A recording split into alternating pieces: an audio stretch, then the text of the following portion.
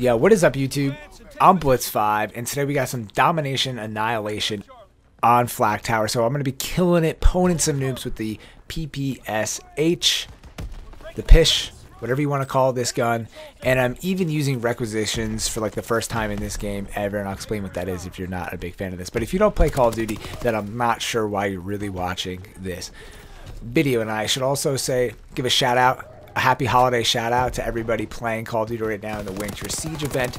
Basically, why I'm playing so much Domination in this game right now is because if you've been following it, going to the quartermaster, whatever that's called, in the headquarters, they have a bunch of Domination contracts. So one of them, I think it just was shown on the screen there. It's got 75 kills in 30 minutes. Then there's also another contract to get 45 kills. I don't know the time frame. And then there's another Domination contract to get 55 kills. So the 45 is in any game type, 55 is Domination, and the 75 is Domination, and the 75 is to get 75 kills in 30 minutes. So basically, within 2 to 3 games, you can get all 3 of those contracts if you're good and you're not a noob. If you're like Blitz5, I'm just kidding around. But normally I can get 75 kills in 2 to 3 games. Normally I get around like 65 to 70 in 2 games, and then I need to play one more to just get like 5 or 10 kills. That's usually like the average here for me. This game was great because these guys are straight nub-a-dub rubs in a tub. But they're also missing a player here. They had some like low-level guys, and not that level correlates to your skill. But if you're a low level, Call of Duty's been out for like a month and a half now. If you're legit at Call of Duty, you get the game when it comes out because you're a gamer, you're the real deal, Holyfield, and that's how we roll. Everybody knows the rules. One bite, one game, one Call of Duty. Everybody knows the rules. I'm just kidding around, just trolling. Lots of trolls.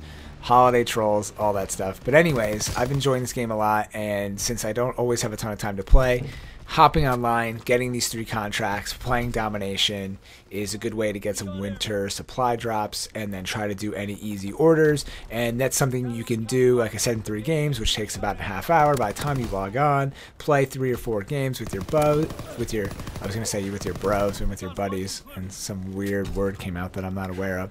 But if you want to play with your buddies, maybe you have some girlfriends that play Call of Duty. Maybe there's some moms out there that are hitting lockdown, Flak Tower, whatever this map is called, with the PPSH, just poning little boys.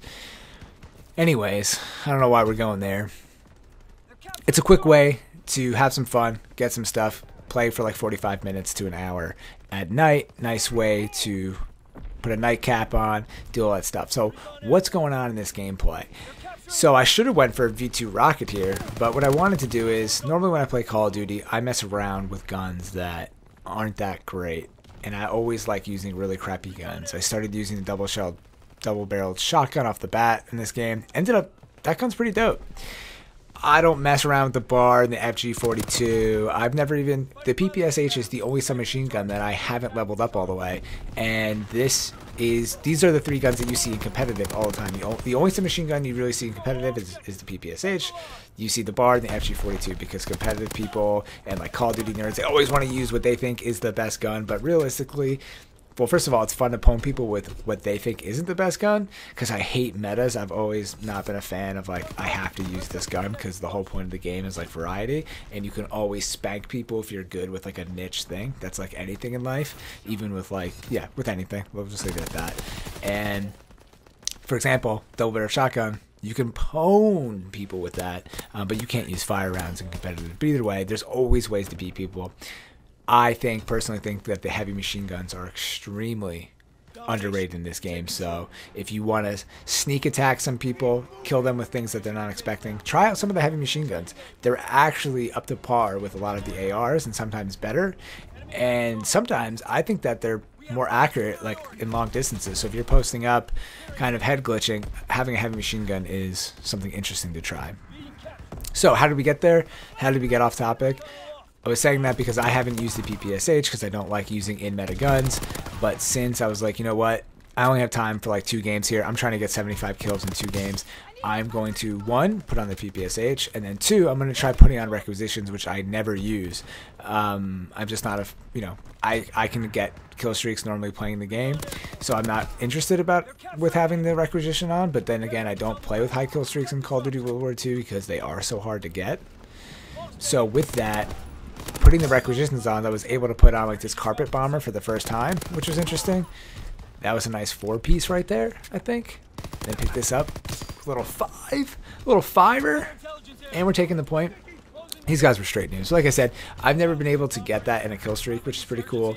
And then the emergency airdrop is tough because I think some people on my team stole this pretty quickly here. We're going to see in a second.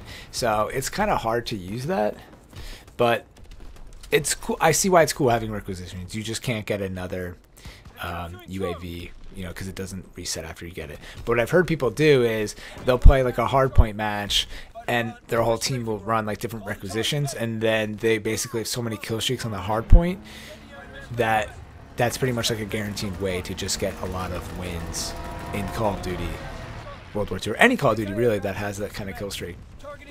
That's a good strategy to do that. But for this, a lot of times, unless the kill streak is really good, I have more faith in myself getting more kills than the kill streak, and I can kill a little bit faster and move around, especially using like a glide bomb. It's just a waste of time. I'd rather be on the hunt, poning some nubs, some rub-a-dub-dubs in their tub, just spanking these noobs, not even moving around the map. And I think I ended up going 37-5 in this game type, so spoiler alert to myself there and to you guys. I went 37-5, so if I did that twice, that's still only 74 kills in 2 games, which is annoying. It's close. It's close to 75. I always get super close to 75 in 2 games, but I just can't finish strong. And what else did I want to talk about? We talked about the requisitions. That's something I wanted to mention. There was some kind of strategy that you can also do. Oh, well, wanted to mention that right now I have a 3.3 win-loss ratio. I play with my buddies a lot, so I guess that helps. But I'm more interested in win-loss ratio than like KD or score per minute. I think score per minute. I'm gonna lean back here with my mic. I think while you're here, I think score per minute is actually like not the best way to rate people. I don't think there's ever going to be a way to rate people. It's kind of like the NBA or like football. It's hard to rate like individual performance on a team because score per minute, like if you're playing hardpoint, you need someone to go past the hardpoint and kill people so that you can stay on the hardpoint. And a lot of times that's my job. Or like in capture the flag, you need someone to protect you, to kill them in their base so that you can get the flag, and that's usually my job. So then I sacrifice like score per minute. I get kills, I get more kills than people, but the score per minute just doesn't add up to be as high if you were also scoring flags and stuff like that. So I don't think there's ever an indicator of that, and to me the only indicator of a good player is your win-loss. But in this game, it basically comes down to like, do you play in a party or not, which I do. So ultimately we go back to there's no way to really determine how good of a player you are. But anyways, that was the Call of Duty Domination Annihilation. If you guys want to play some Domination and annihilate some noobs with me, hit me up on Xbox. I am at Blitz5. If you want to follow me on social media, anywhere else, Twitch, YouTube, all that good stuff, follow, tweet at me, send me some hate mail. And yeah, thank you all for watching. I'm Blitz5. Peace out.